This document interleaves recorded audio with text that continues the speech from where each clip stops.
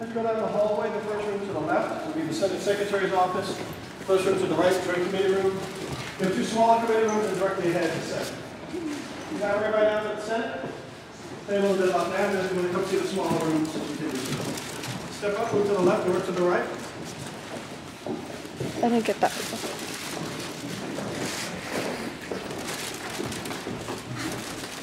Whoa.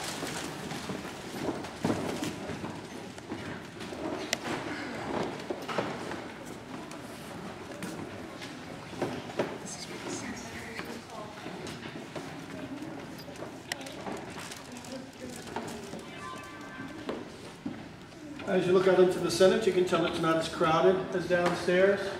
Each senator having their own desk, their own chair. Better, greater quality and furniture than we saw downstairs.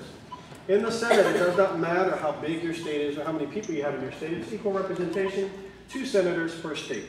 This room is set up to represent 16 states, so there are 32 tables and chairs, as opposed to 26, only representing 13 states.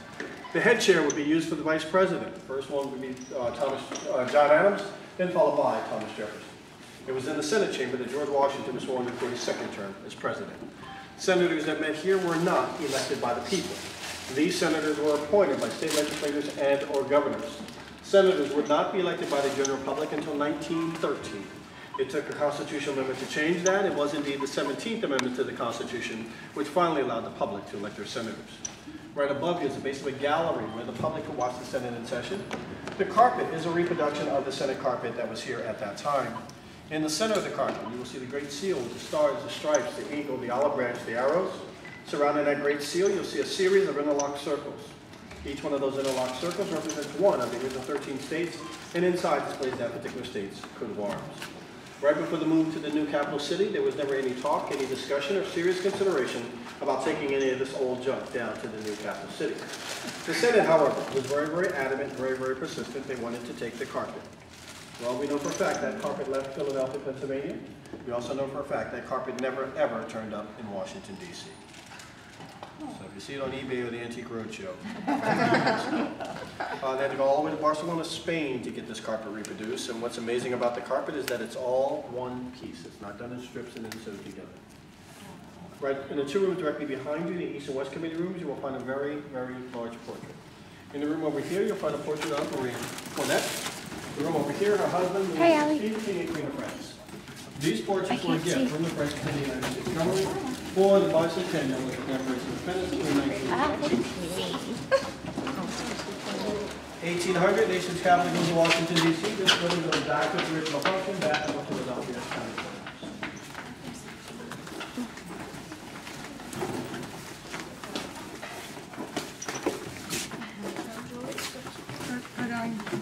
Marie Antoinette. I gotta look at Marie Antoinette. Subtle Joey.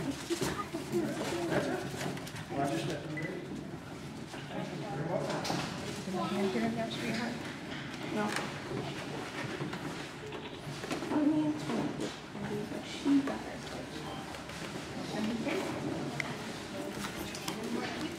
Back up.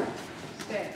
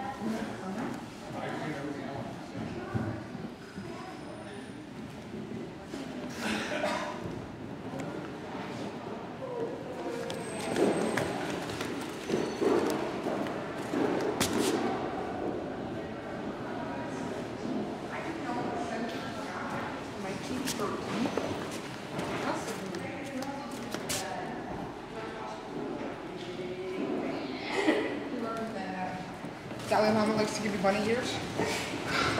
Yeah, that was funny. Yeah, that was fun. I was also saying, wait, are you guys talking about the one with the Liberty Bell thing? Huh? The Liberty Bell one? Yeah. the Dalai Lama? Oh, yeah. Do you know that Tibetan monks are only allowed to own 7 things, and